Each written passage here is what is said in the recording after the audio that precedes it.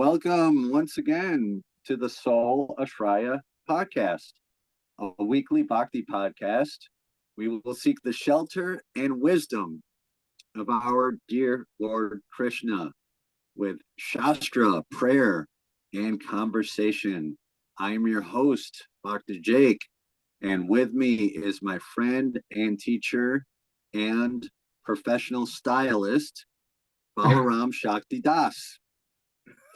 Okay. He's got all the style. I have zero style. I just wing it. I'm just trying to be more like you, Balaram. No.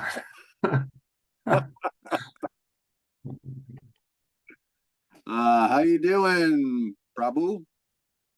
I'm doing good. Good, very nice. Things are nice and dry out there in Arizona, as always. Well, no, they're cooling down with the monsoon clouds. So really? not super dry. It's been raining on and off. Had a pretty cool storm last night. Really? Huh. I love how much lightning there is here. Like back in Rochester, the storm's like very rare that you get like a, epic thunderstorm.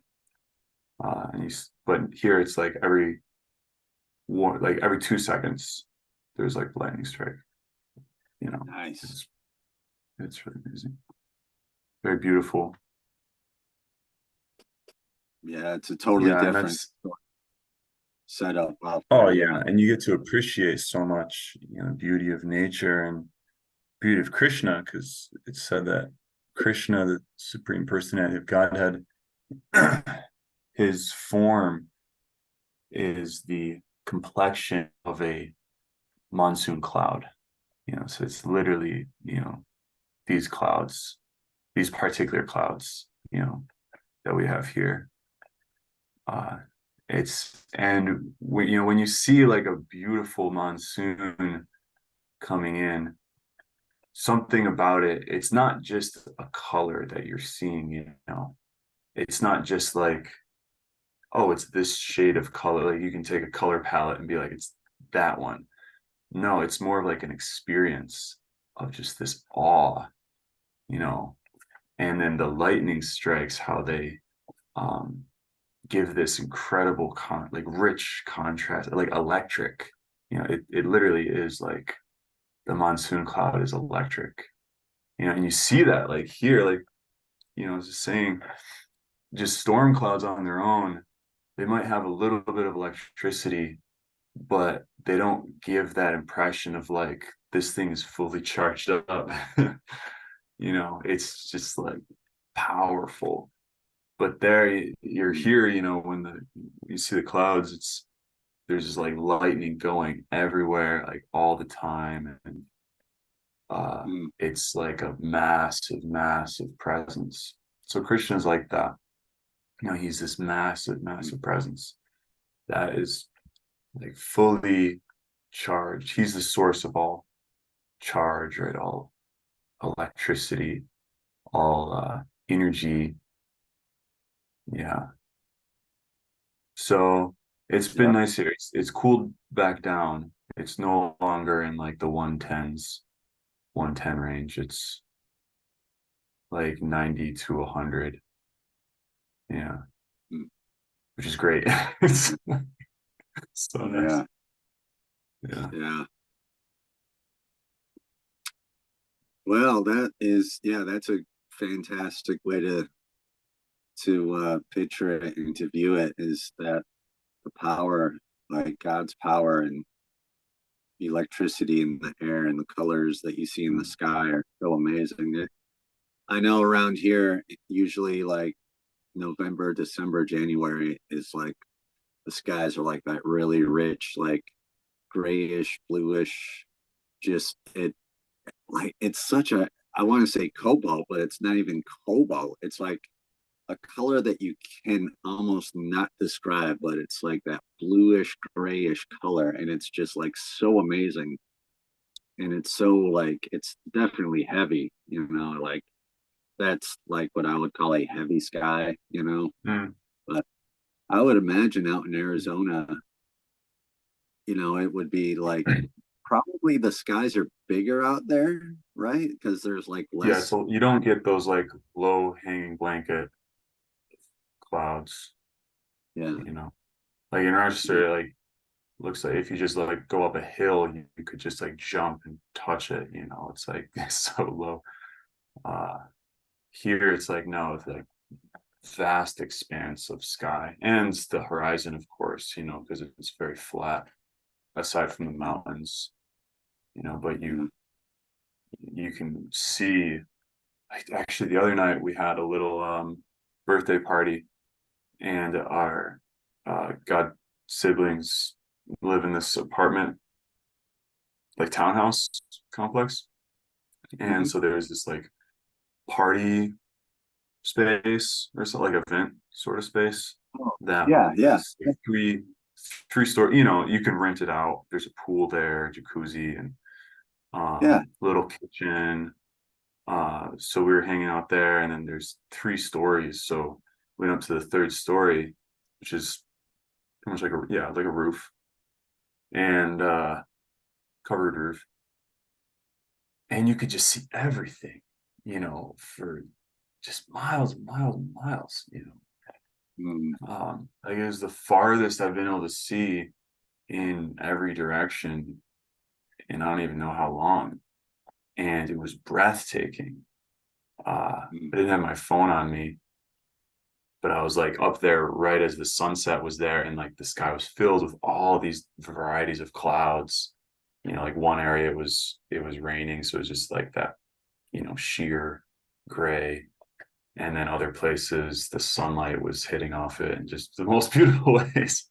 I was like, whoa, yeah, Yeah, yeah, it's gorgeous.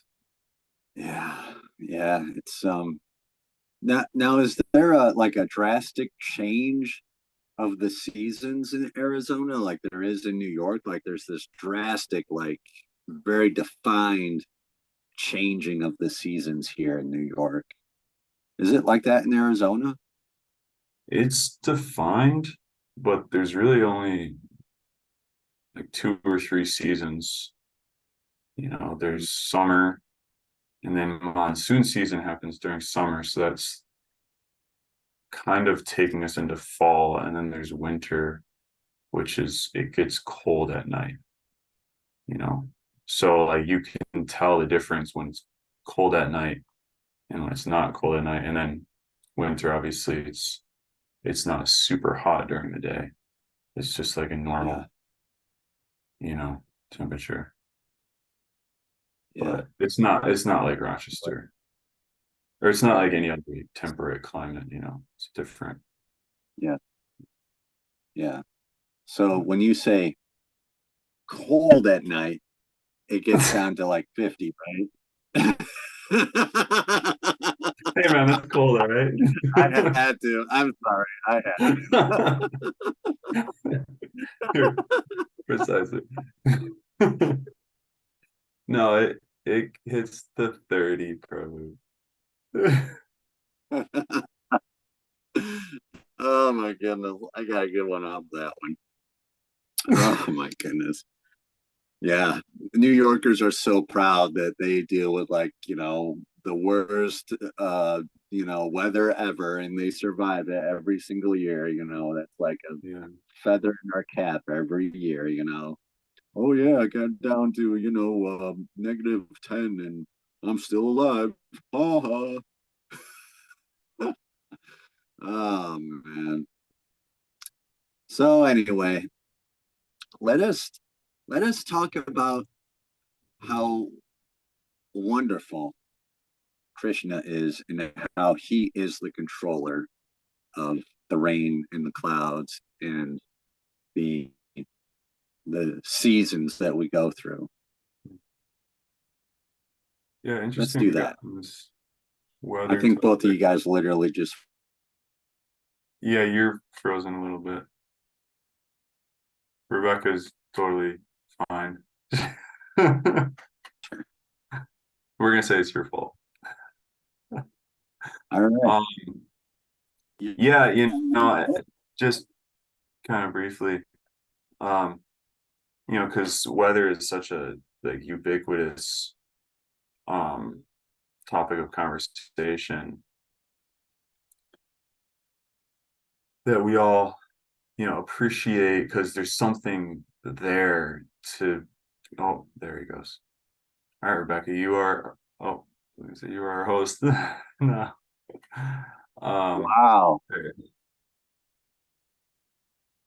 We got kicked right off, Prabhu. Yeah. I don't know if that was on my end or your end. No, Better. yeah, you got dropped.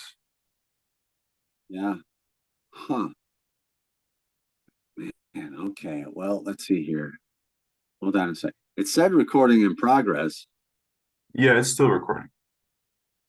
Okay, cool. All Yeah. right. Yeah. So that You're was me that just, dropped out? yeah, you're no longer the host. It's okay. Oh, okay, cool. All right. Let me see. You feel the I would weight of like to, I was responsibility just trying to fly make a off your nice shoulders. transition to the, Yeah, so let's yeah, transition to the book here. But just because that was kind of a nice thought, yeah. I'll, how the weather is yeah, Krishna, and it's just kind of almost ironic, because we talk about the weather in a mundane way very commonly because it's something like kind of just one step beyond our world in a sense. Like we have our like earth plane business, and it's like I remember coming home from work every day when I was working this painting company. I'd be on 95, I-95 Beltway heading west every night, like right at sunset. And this is in Delaware, like the most beautiful sunsets every night. And I'm like captivated, and I'm like looking around, I was like, is anyone else even paying attention to this? Like probably like a very good chance that nobody is paying any mind to the sunset. Like the glory of God is being manifest right in front of our faces. And this happened yeah, as well, like one night in particular at the driving range in the school, we were like caught up in our thing, and I was supposed to help one guy, run through one of the sections of the truck. And I'm like, all right, pause. Just turn and look at the sunset. This is like out of this world. And he was like, yeah, yeah, I was looking at it earlier. I wanted to say something, but yeah, and we just took a minute. We just took a minute. But we don't take so much time. But it's still there. Like but you have to kind of step outside of your little world of your busyness to kind of get into that. And maybe you set up a vacation, so that you can do that, go to the ocean or whatever, go to some island, just soak in the glory. But it's like it's all around us. But it's this consciousness is very interesting of seeing nature as just some anomaly, some phenomena that's interesting. Maybe we can have small talk about it, but it doesn't go any deeper than that. It's like, what do you mean it doesn't go any deeper than that? It's very deep. you know yeah, uh so for the devotee, they're training their eyes to see like that. And that and training their eyes to see God in everything, in many ways, far-reaching. And so the section that we're in right now in the Krishna book, for those of you who are just tuning in, we are reading Krishna, the Supreme Personality of Godhead, by His Divine Grace, A.C. Bhaktivedanta Swami Prabhupada. And so, we're meditating, as you're saying, like we're seeking the shelter of Lord Krishna. Right? So what does that mean? In one sense, what we're doing is, instead of, like example, the weather, instead of that just being a mundane topic of like, it's something that's in our world, like basically a part of our world is something that is strictly mundane. And it just so happens that basically every part of our world is mundane because we're living in a secular world that mundanizes everything. Nothing is actually sacred. Even the things that we know are supposed to be sacred, like the soul, consciousness, church, you know, um, righteousness, just like basic human decency. These sort of things are gradually being stripped away so that nothing is sacred anymore. Everything is mundane. Let's keep God out of the picture, because so many reasons that we just want to get rid of that. And let's let everything just be, you know, um, easy. We don't have to think deeply or get real with ourselves. There's problems in the world, but they're out there. Those are the other people. And as far as me, I'm just trying to live my one and only life and be happy. But it's like, no, you know, so there's a lot there. So the devotee, what he's seeking shelter of Krishna. What does that mean? It means that instead of all these parts of my life being simply mundane and something to distract me or just kind of perpetuate some sense or sentiment of life as being frivolous, or whatever concoction you want to insert there of what you think life is, or what you don't want to think about life being, right? It becomes something very, very, very meaningful and very profound. And that every part of our life, including the weather, is part of God, right? Is a manifestation of the Supreme Being.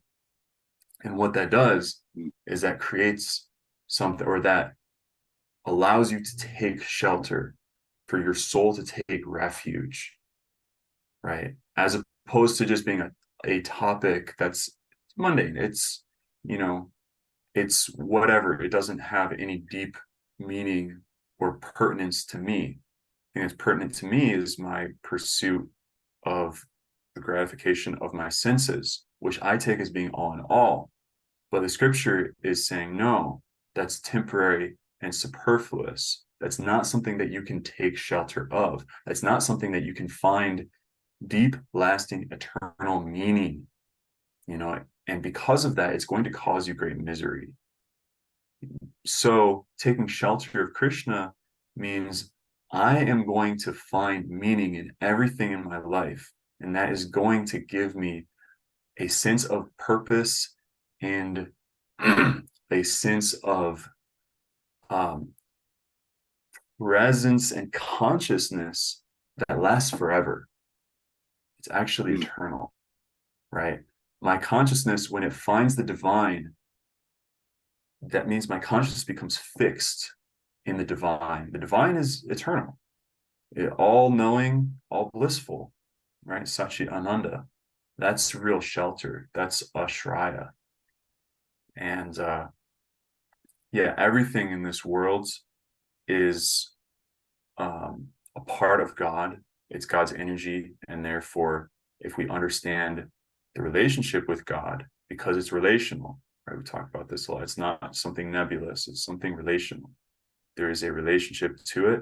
That's why these human bodies are the way that they are, because it is an instrument to serve, to engage in relationship with the world. If it were just about observing some nebulous phenomena, then we wouldn't have two eyes, 2 ears, like hands, feet. Like, what would be no, that doesn't make any sense. We would just be a blob in a big blob of strange blob features. But no, it's relational, and that is what Ashraya is. Ashraya is, let me understand the nature of reality, my place in it, and my relationship to it. And in that consciousness, I live forever. Outside of that consciousness, everything is shifting, everything is changing. Nature, the seasons we mentioned, they come and they go. Yeah. And 1 month, you're talking about, oh, Going through so cycles. hot, you know. It's I remember one of my teachers in Peru being, because we don't know so much Spanish, so he told us, like, if you ever don't know what to say, you can just say, oh, like tan hace calor, and then like tanto calor, it's so hot, and it'll immediately like break the ice with anyone. They'll be like, oh yes, yeah, like be all like serious, like you're a foreigner. But then as soon as you say that, you're like, oh, you're a normal person, So it's like that, like, in the summer, it's like, oh, it's so hot. Like, oh, yeah, it's so hot. And then a few months later, it's like, oh, it's so cold. Yeah, yeah, so cold. So it just like passes. You see, you see how that happens? It's just gone. You were connecting with something, right? It felt like there was a connection there, but then it just gone. And then it comes around again and again, gone. You're not actually establishing anything that's substantive and eternal. I mean, it's more substantive than not saying anything, but you're not actually getting to something that you can like grab a hold of and be like, this is it. This is the thing. This is reality. This is eternal. This is never going to go anywhere. But if you find the man behind the curtain, right, you can't unsee that. Then you know like what it actually is. So let's get into the book. Yeah, unless you have any if you have any comments on that, be glad to hear it, because this section is going to it's going to continue into the section that we left off in the episode of the world tree, that's discussing the nature of this world as a tree, right, as the semantic structure of the reality Right. of the cosmic manifestation that's very ordered and structured by a cosmic intelligence. It's not random. It's not just like some random explosion and all these things just kind of nebulous flying. No, that defies the law of nature to think that it's random and without some higher intelligence. And so because it's so structured nicely, then it's sensible to our consciousness. We can make sense and understand and connect to it in a way that's very grounding, actually. A tree is very grounded. If we can make our consciousness that same structure, right? If we can adopt that understanding, that vision, right? So chapter 15 that talks about this tree, chapter 15 in Bhagavad Gita, one of the or a couple of the verses talk about how fools cannot see this, but those with knowledge from guru and training, meaning those situated in self-realization, can see all this clearly, right? So it's a process that you have to undergo some kind of discipline in order to see it. This is a kind of a side topic here, but there is a process by which you can see, and that process is the process of taking shelter, right? That is the summum bonum. So understood, this book that we're reading, this is known as the summum bonum of all scriptural topics of study, of which the Srimad Bhagavatam, includes all 10 topics of scripture, creation of the material elements, the creation of the material universe, the propagation, of the population, how the living entities move, um, you know, as the wind carries the aroma, the jiva carries conceptions of life to the next life. Chapter 15 gets into all these topics are there. But as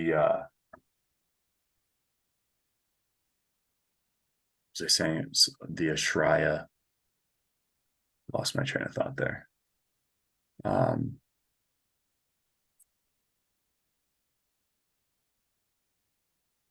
Anyway, okay, the process. Yeah. That all of these topics of understanding are there, understanding that you are a soul distinct from matter, that you're transmigrating, that you can see the world as it actually is, but the summum bonum of all of that, like the kind of ultimate issue, is the shelter that the soul finds in Krishna, that all topics of the scripture are all taken up in this one topic of the soul reawakening its relationship with Krishna. And that is the expressed feature of this book that we're reading, is that it cuts directly to that Ashraya. And in that is included all of this philosophy that will take you through the whole process, because the process and the goal are the same in this path of bhakti. Process of bhakti is taking shelter. The goal of bhakti is taking shelter, having found shelter.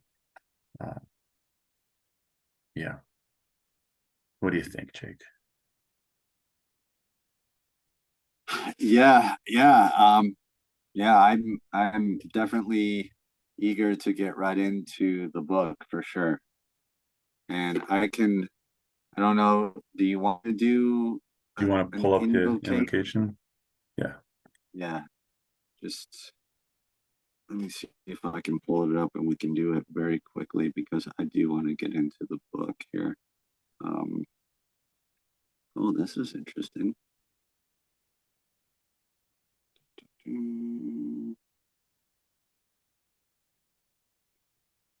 Okay. Okay. That's not going to. Oh, all right. Hold on here.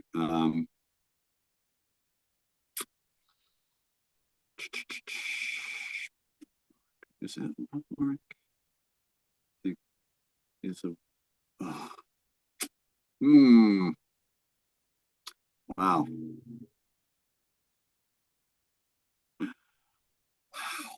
Okay. I thought it would have a thing that would say, "Hey, just here's a tab. Like, here's your other tab that's open with your stuff on it," but it's not. It's like all this complicated. Yeah. So Okay. let's just do the Someday invocation, we'll and figure out I don't even this know if I can bring application. up database either. Oh, okay. It's Well, that's super okay. stripped out on the phone. You're on your phone? Yeah, you must be. Yeah, yeah. I yeah, it's. I've done it I on my mean, phone. I Anyway, no guess I worries. could have taken a screenshot of, but I didn't. I thought it would just say, "Hey, just here's another tab," like But no, it's like all this other stuff. Uh, because you like on Maybe the just other one, share it's like something else. you just open another Just tab. share one of Like, those things that's unrelated, and maybe that will work. You think? Just kidding. dude, Okay, oh, I could share let's just dive in. I That's could okay. share some things. Yes, yes, let's do. Om Namo Bhagavate Vasudevaya. Om Namo Bhagavate Vasudevaya. Om Namo Bhagavate Vasudevaya. Om Namo Bhagavate Vasudevaya. Om Namo Bhagavate Vasudevaya. Om Namo Bhagavate Vasudevaya. Om Jnanatimirandasya Gyananjana Shalakaya Chakshurunmaditam Yena Tasmai Shri Gurave Namaha. Namo Om Vishnu Padaya Krishna Prishtaya Bhutale Shrimate Bhakti Vedanta Swami Niti Namine. Namaste Saraswati Deve Gaura Vanvicharne Nirvishesha Shunyavadi Paschata Deshtarne Vanchakalpatarubhyascha Kripa Sindhubhyevacha Patitanam Pavanebhyo Vaishnavebhyo Namo Namaha. Jai Shri Krishna Chaitanya Prabhu Nityananda Shri Advaita Gadadhara Shiva Sadi Gaura Bhakta Vrinda. Hare Krishna Krishna Krishna Hare Hare Hare Rama Rama Rama Hare Hare.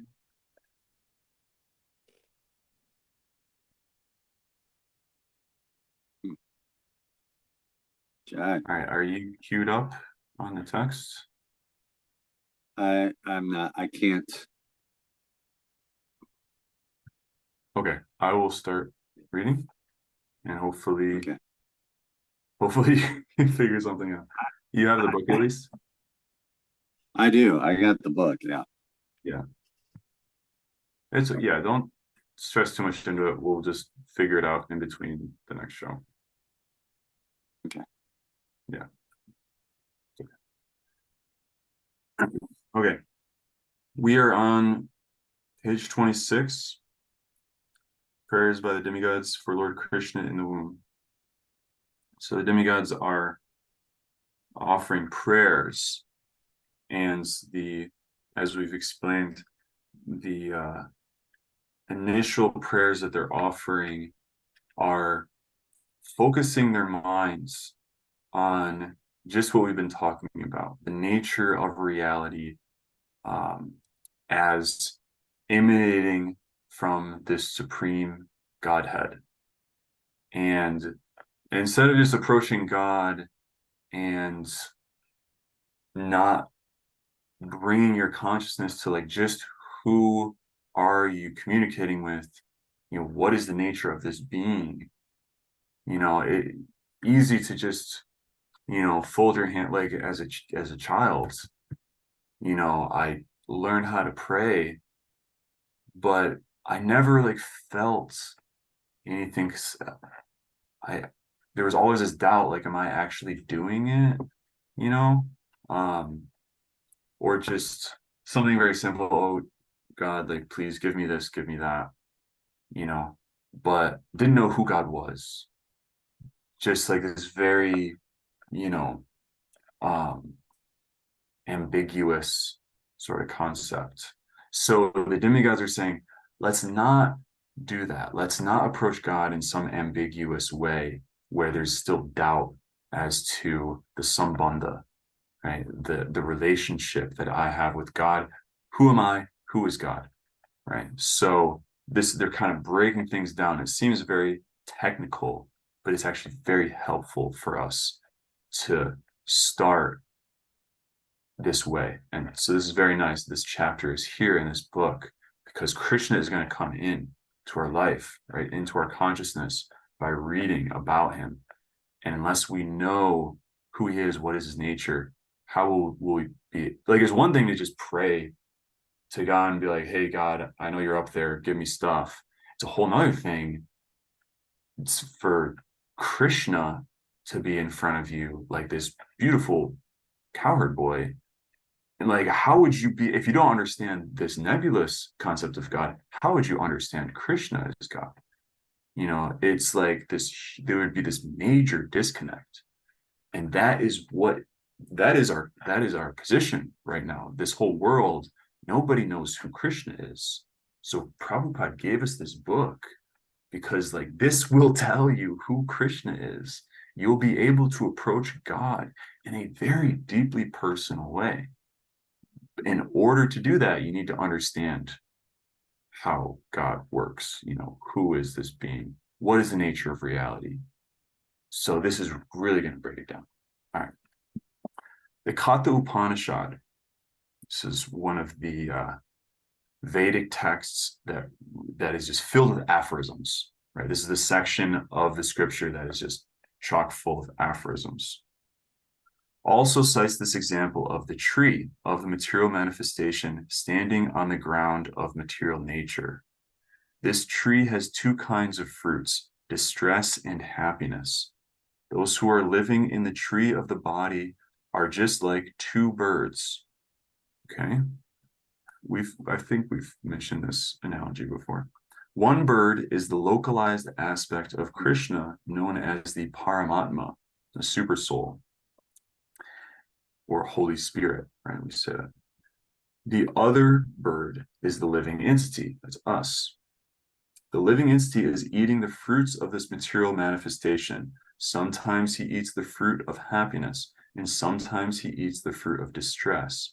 But the other bird, God, is not interested in eating the fruit of distress or happiness because he is self-satisfied. The Katha Upanishad states that one bird on the tree of the body is eating the fruits, and the other bird is simply witnessing.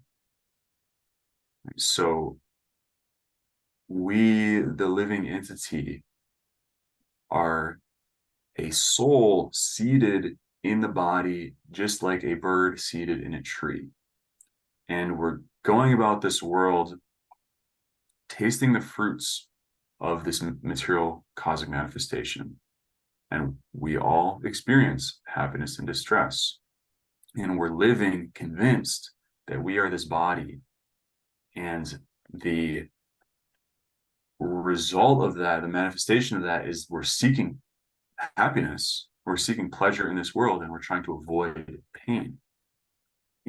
And so in that way, we're simply engaging with this material tree as this bird just absorbed in the fruits of the tree, completely ignorant to the fact that there is another bird sitting next to us who is the super soul, who is God. And he is simply witnessing, waiting for us to kind of break out of this kind of insanity. Actually, it's just like nonsense. We the soul have nothing to do with this material tree, but we're convinced due to bodily entanglement, it's this identity of attachment to these fruits, that's the thing. And again, just like winter and summer seasons, they come and they go, they come and they go. And we never fix ourselves in anything lasting. We're just fruit after fruit after fruit on, in this spectrum of happiness and distress.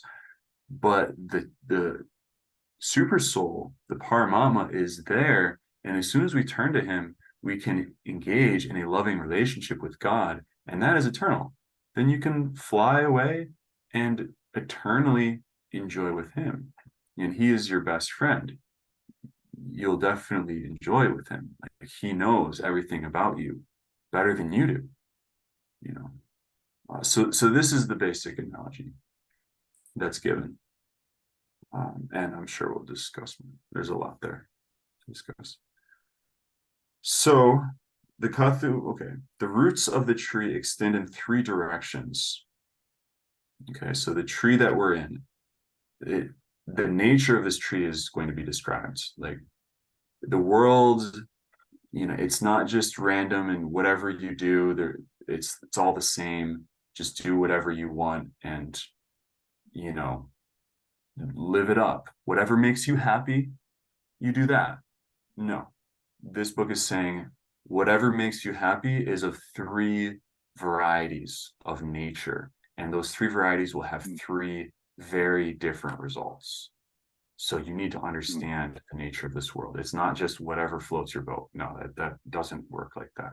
There is an actual nature here. Okay. This means that the roots of the tree are the three modes of material nature: goodness, passion, and ignorance. Just as a tree expands its roots, so by association of the modes of material nature, goodness, passion, and ignorance, one expands his duration of material existence. So by associating with these fruits, there's these three different categories of nature here in this world. And when we associate with it, it's like if you go to the bar and get drunk, you're associating with the mode of ignorance. That means it's bringing you down. Alcohol brings you down, right? It's just the nature. Like intense rock music, chasing after the opposite sex, like that is the mode of passion. That passion, you're associating with the mode of passion, and it's going to drive you outward, pursuing more and more of sensual activity. The mode of goodness brings you up. You go to yoga class, you do your pranayama, your meditation, you're going into the woods, you're connecting with nature, like we were saying in the beginning. That's mode of goodness. That's going to bring you up into a more refined, subtle state of consciousness. Right?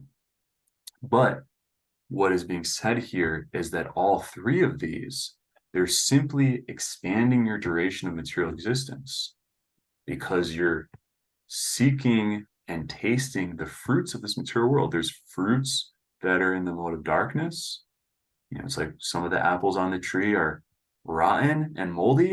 They're going to have a certain effect on your consciousness. You're going to taste that, experience that, and continue your existence in that kind of state. And then there's these other two fruits that are going to give continuity to your experience reality of tasting fruits of the tree, right?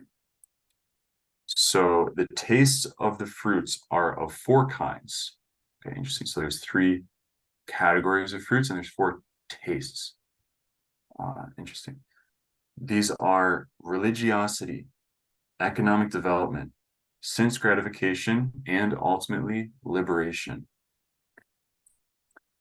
According to the different associations in the three modes of material nature, living entities are tasting different kinds of religiosity, different kinds of economic development, different kinds of sense gratification, and different kinds of liberation. So these four tastes are, multiplied by the three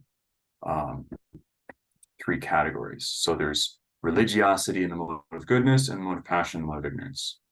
Right? Was it last show we were talking about the LA Rath Yatra? Right? Yeah. So like the Southern Baptist, like that's religiosity and mode of ignorance. Right? This just like gross hatred is completely ignorant. What is it ignorant of?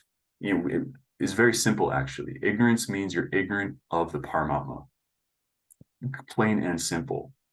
So long as you're engrossed in the fruits of the tree, you're ignoring that bird who's next to you. You have no idea that your actual constitution is a bird. You're meant to associate with birds. And there's a bird right next to you, but you're just, busy with these fruits. You're totally ignorant to the fact that you're a bird.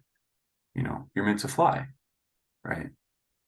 You're meant to sing. You're meant to play, right? So ignorance of the super soul in its like most condensed form means you can't even recognize that other people are spiritual beings. They're God's beloved children, and they have equal spiritual standing as you. So that means you categorize people as enemies, that you make enemies in this world. So then religiosity, mode of passion, religiosity, mode of goodness, economic development, sense gratification, liberation. So these are four pursuits in this world, four different goals, right? These are called the Purusharthas, the artha, the goal of the Purusha, of the person, of people. So we pursue religiosity, saying, yes, I should be a good person. I should follow this religion that my parents have given me. And then what? What's the next thing after that? Well, I should develop my economic position. I should get a good job. I should just boom, boom, boom, like really chase after the money. Well, then what? Okay, you've gotten your goal. Then what? Okay, well, I should probably enjoy with this. I've gotten it, right? I've been a good person. God has been good to me. He's given me success. So he probably wants me to enjoy. That's the logical conclusion. The next step. It's like, okay, like what else is there? You just continue pursuing economic growth. What do you do with it? So you enjoy. And then you go on enjoying. What comes of that? Ultimately, dissatisfaction. You keep eating those fruits over and over and over again. Even if you get the most refined fruits, there is a satiation point. Mm. You know, Yeah. we were talking about this just 2 nights ago, how associating with mundane people, following the temptations of lust, right? And that's a gross way of it, but that's kind of, for a lot of us, that's a struggle. But even just on a normal level, you hang out, you do these, whatever mundane activities, it gets dry, and so we're always seeking for something to distract us. And what that does, like, look at what's happening in our society, right? We have these smartphones, this YouTube, which it's like we can't sit here on YouTube and say, that it's a problem. But what's going on? We need more and more stimulation because we're not being satisfied with what we have, right? And so ultimately, what we're doing is we're running as fast as we can away from the fact that there is a hollow emptiness in our hearts, right? So for the devotee, for someone who has tasted Krishna, who has found the fulfillment of that hole in the heart, the relationship with God, with this beautiful, amazing being who satisfies you in every way, how can you turn back to the fruits of the tree and expect to have any kind of fulfillment? Like, we know that it is going to get boring. You go back to, like, your family's place. Not that my family is boring like that. Not that there's no love or like there's immense love there, Mm. but on the whole, we don't know how to tap into that. It's like sometimes it just happens. How does it happen? When we serve together. It's like when I cook with my mom, when I cook a meal for my family, I'm serving with her and there's rasa there. There's real taste of love. But if we're just sitting around, like, you haven't trained your mind. So the Bhagavad Gita is saying, for those who have not undergone this training, they can't see any of this. They cannot understand that they're tasting fruits of repetitive cycles of just emptiness, and so they're trying to fill the void with different things. So it's like, for a lot of people, for myself, I have, a very loving family. I feel they're very loving. But for a lot of people, and this is just a general thing, like, if to the degree that your family is not devotional, I'll say it this way, to the degree that your family is not devotional, when you take to the path of spiritual life, of devotion, and you return home, you will find more and more emptiness and boredom. It's like one of our swamis was asked by a brother of his, or yeah, brother. No, not a swami. Maybe a swami. I don't remember who it was. But he didn't believe in the Krishna thing. He's like, you're, a cult member, you're doing something weird. I don't understand it. I don't want to understand it. But then like decades later, he asks him, do you ever get bored? And so the monk, the devotee was thinking, here he does, all these years he hasn't believed that there's something actually substantive to what I'm doing, but now he's wondering if his world is less substantive than mine, right? Interesting. kind of, there's a something clicked in him that made him inquire. That's the beginning of spiritual life. So he said, brother, I tell you, in this path, I have experienced the entire gamut of human emotions. I've tasted it all: happiness, distress, you know, romance, heartache, despair, longing, joy, passion, everything, humor, like everything. But there's one thing that I have not experienced, and that is boredom. There has not been a single dry moment in my life, as a Hare Krishna, right? But this is the spell, of material life, is it gets dry. So, okay, so the third pursuit, right, is kama, desire, sense gratification. So the whole world is spinning on sex desire, sex sells, and everything has this underlying charge of sexuality and just indulgence in senses. And it's, again, of the three modes, right? So that kama, that third goal, can be in the mode of goodness, passion, or ignorance. You can be, you know, totally flamboyant about your sexuality and just lay it all out there, let it all hang out. Or you can be very refined and be like, no, no, no, I'm not into anything, weird or, kinky. No, no, no. That's all taboo for me. Right. So, okay, you're in the mode of goodness. So your, sex desire is more refined. Okay. You still have it though, you're still plagued by it. So what is then the result of, what is the consequence? What is the fourth goal? Once that has been deeply, thoroughly explored, all you're left with is, I have to get out of this. I have to escape, because I'm seeing, if I just keep going through these cycles of eating these fruits off of this tree, it's going to leave me high and dry, right? By high, I mean not high, right? It's going to leave me feeling empty. So somehow or other, I need to extricate myself. Okay. The next sentence is very interesting. I was thinking of mentioning this. Practically all material work is performed in ignorance, right? So ignorance, as you said earlier, that's ignorance of the super soul. And the grossest manifestation of it is like tamas, is darkness, right? Like the nightclub, and then waking up in a gutter. Like, that's darkness, right? But actually, all three are ignorant of the super soul, because all three, you're still absorbing the fruits, be they more like super refined or very gross. Okay.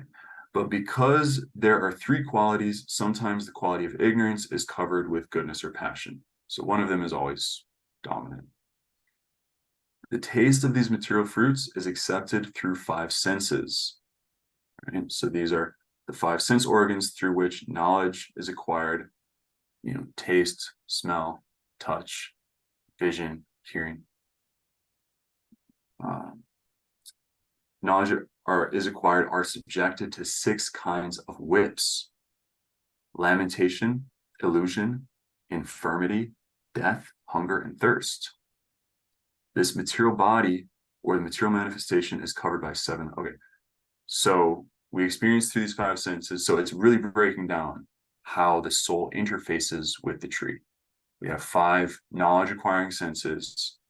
There are six the objects of these senses inflict suffering on us in these six ways. And the material body itself is covered by seven layers. There's seven types of, in the West, they call these humors, right? The humors of the body, the different like substances. Like, you cut a body open, this is what you're going to find. It's not butterflies and rainbows. It's, as pretty as they come. That's not what they're made of.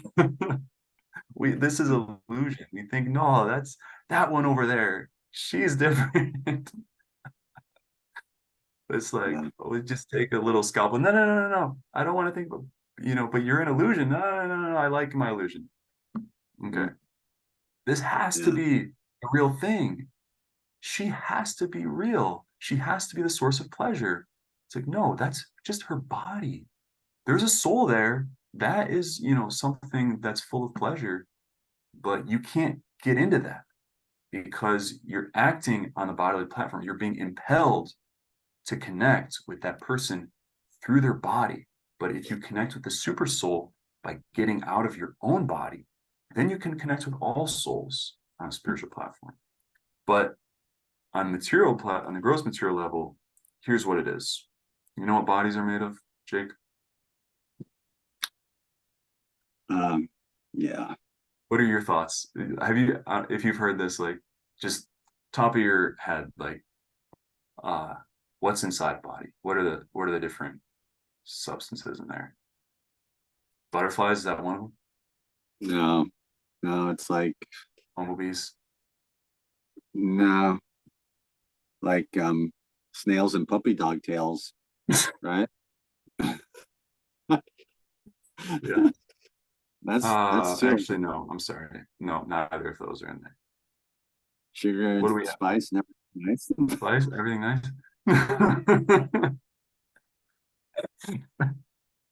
No, That's what they no, told me back in school. that's no, They lied no. to me.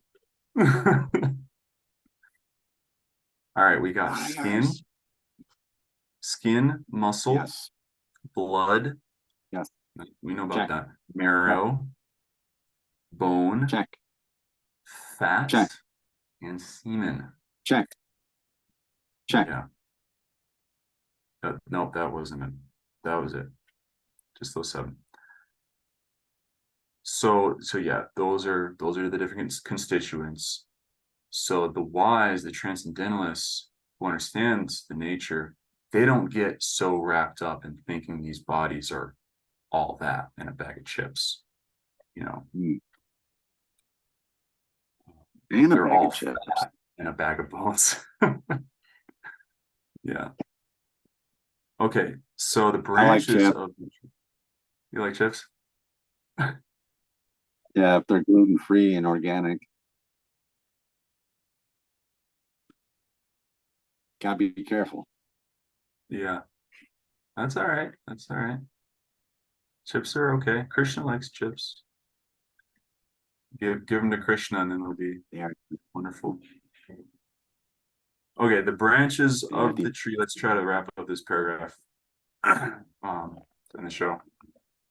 The branches of the tree are eight. So these are the eight elements: uh, earth, water, fire, air, ether, mind, intelligence, and ego. Right. We've probably discussed this before. These are just your basic building blocks. This is what everything is made of. Okay. There are nine gates in this body. Gates, so holes, um, openings. The two eyes, the two nostrils, two ears, one mouth, one genital organ, one rectum. And there are 10 kinds of internal air passing within the body. So the last few things, we understand that. That's some of that we've learned in school. Your senses, your eyes, your openings, right? But the life airs, right? So these are the kinds of prana. So there's prana, apana, udana, vyana, samana, etc. And those like move the energy through your body, basically. Like when you belch, that's actually not, I think apana or udana, it's like the upward rising air. And if there's disturbances in that upward rising air, maybe you'll get headaches or migraines, right? Because the air is going up and it's disturbed. It's also said like insanity, being possessed by ghosts, because of a disturbance of the life airs. So you've got disturbance of your airs, you Mm. go crazy, right? Um, Prana, it's like the air that Uh, comes in It's like the energy that you breathe in, vitality, right? Like that. There's these airs have different functions. And then the two birds sitting in this tree, as explained above, are the living entity and the localized supreme personality of Godhead, Paramatma. So there you have it. That is the breakdown of the tree. You have something there, Jake? Really good, really good. So good, man. I'm just so grateful that we're doing this book. That was so good. I remember hearing about more of those things in Srimad Bhagavatam. Isn't they go into it a little deeper, I think. I don't know Oh what yeah. canto or what book, but I think they Multiple really get cantos. into. These things are like sliced and diced in like every angle to really break it down for you. Yeah. Yeah, we have to know like No, what that we're one. dealing with. Because again, otherwise you're just gonna get wrapped up and you'll take it for granted. Like you have these sense organs. That's not you. So like this is a type of yoga called Sankhya yoga. Sankhya means analysis or to like accounting. So sometimes you go to school and you take accounting, but they don't teach you the original accounting system was counting all the elements of the cosmic manifestation so that you can see that you, the conscious entity, are not included in those elements. So sometimes they say there's 25 elements, sometimes they count them, you can count them in slightly different ways. But it all is basically what it's doing is breaking down this world to show you that you are not a part of this world. And here are all the parts of this world, you know, earth, water, fire, air, ether, mind, the senses, the knowledge acquiring, the working senses, the objects of the senses, intelligence, and ego. Then, and then the entire conglomerate cosmic um like manifestation, like the cosmic egg, you could say. You know, that is self and element. You know, the unmanifest, right, material energy. Then there's the soul. Yeah. Then there's the super soul. You know, and that is everything. That is everything. Gunas are in there, part of the pradana. And actually, the next paragraph talks about the gunas. Those can also be separately counted. Goodness, passion, and ignorance.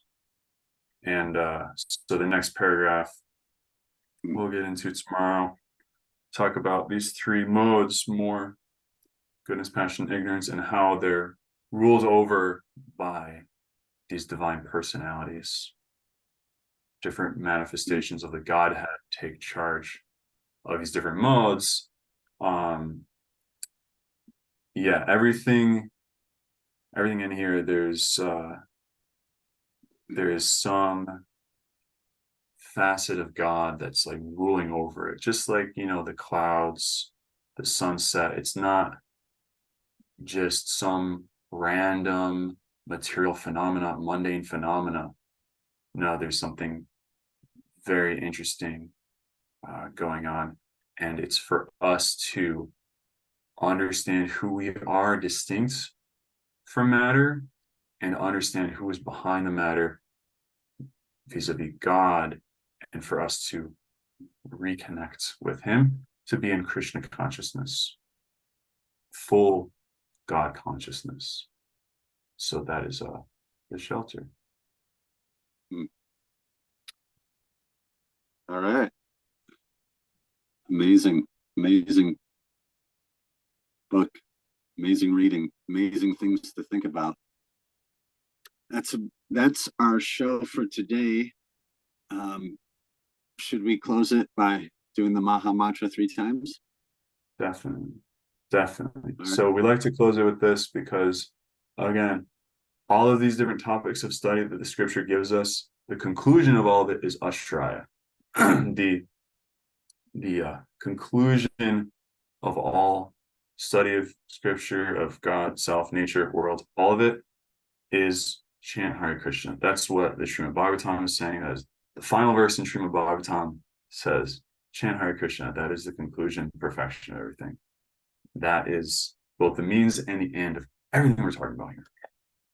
So with that, Hare Krishna, Krishna Krishna, Hare Hare, Hare Rama, Rama Rama, Hare Hare, Hare Krishna, Krishna Krishna, Hare Hare, Hare Rama, Rama Rama, Hare Hare, Hare Krishna, Krishna Krishna, Hare Hare, Hare Rama, Rama Rama, Hare Hare. Srila Prabhupada ki jai. Still with us, Jake? Yes, I am. Sorry, I had something I had to do real quick, but I am still here, and sorry. Thank you for coming on and reading, and a lot to think about for sure, for sure. Yeah, and thank you all for So watching. Yeah, like and subscribe, and more importantly, share. Liking and subscribing, what that does helps the algorithm get this message out there. It's not for us, to lord over how many followers we have, or get engrossed in that, right? That's just another thing for us to get caught up in. No, what we're here for, what our purpose is to spread this message. That's what we're living for.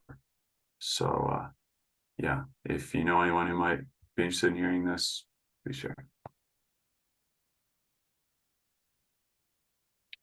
Haribo. all right. Haribol, until next time. Jai Jai Jagannatha ki Jai.